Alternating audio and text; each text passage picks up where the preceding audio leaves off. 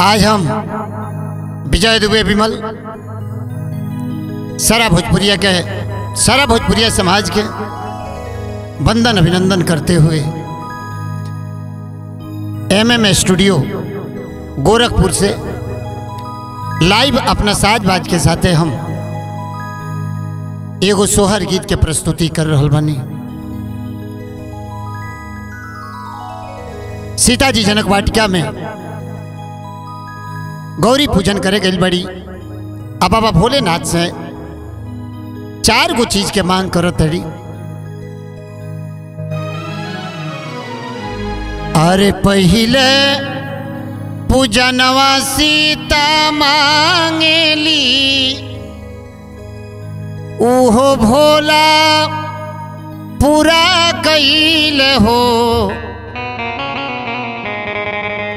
पहिले पूजनवा सीता मांगेली, उहो भोला पूरा कैल हो। सीता मांगेली जनकपुर में नैहर, अयोध्या में ससुरानु हो। सीता मांगेली जनकपुर में नैहर, अयोध्या में ससुरानु हो। पहिले पूजनवा सीता मांगेली, उहो भोला पूरा कैल हो। पहिले पूजनवा सीता मांगेली, उहो भोला पूरा कैल हो। सीता मांगेली जनकपुर में नैहर, अयोध्या में ससुरानु हो। सीता मांगेली जनकपुर में नैहर, अयोध्या में ससुरानु हो।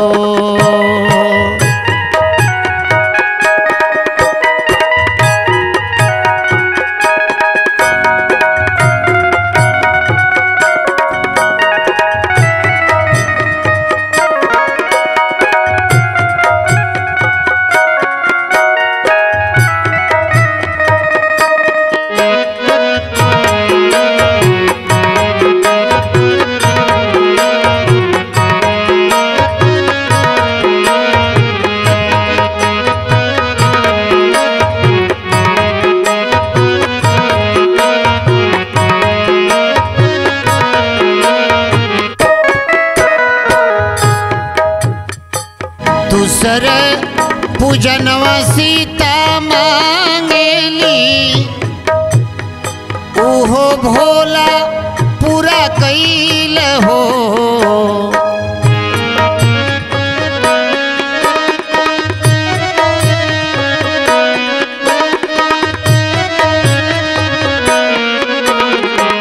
दूसरे पूजनवा सीता मांगेली, उहो भोला पूरा कैल हो।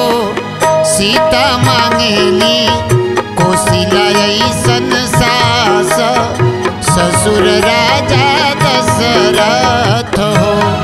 सीता मांगेली कोशिला ऐसन सास, ससुर राजा दशरथ हो।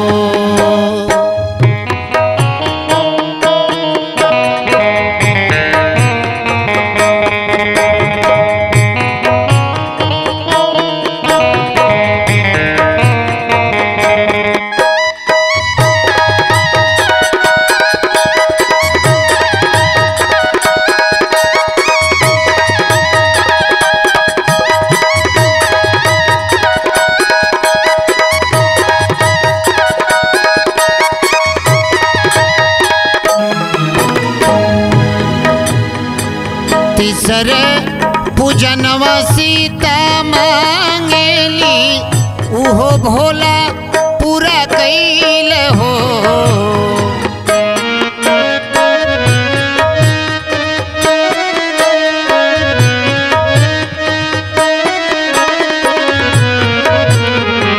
तीसरे पूजनवा सीता मांगेली उहो भोला पूरा कैल हो।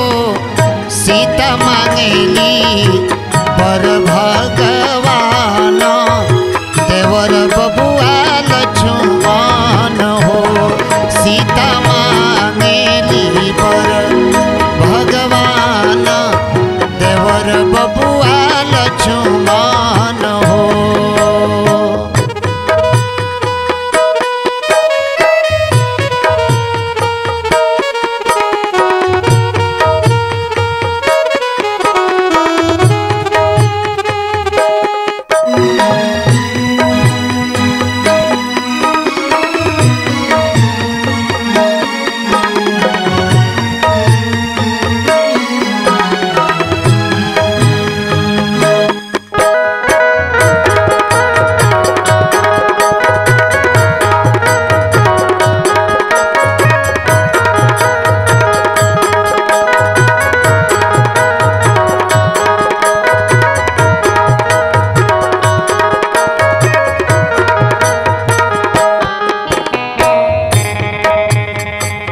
चौथे पूजनवा सीता मांगेली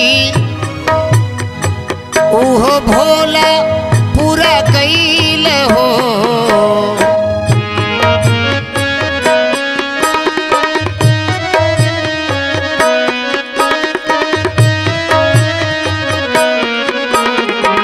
चौथे पूजनवा सीता मांगेली उहो भोला पूरा कैल हो।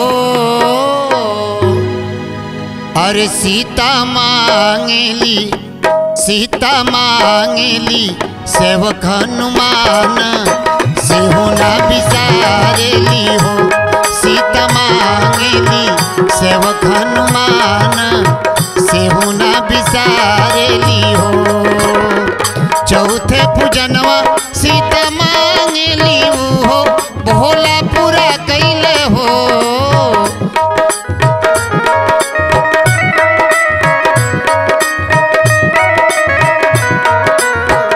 चौथे पूजनवा सीता मांगेली हो भोला पूरा कैल हो। सीता मांगेली सेवक हनुमान